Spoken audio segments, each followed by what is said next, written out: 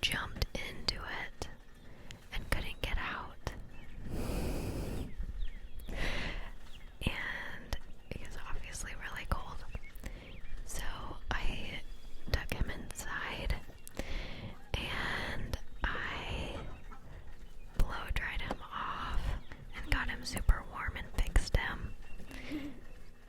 And so ever since then,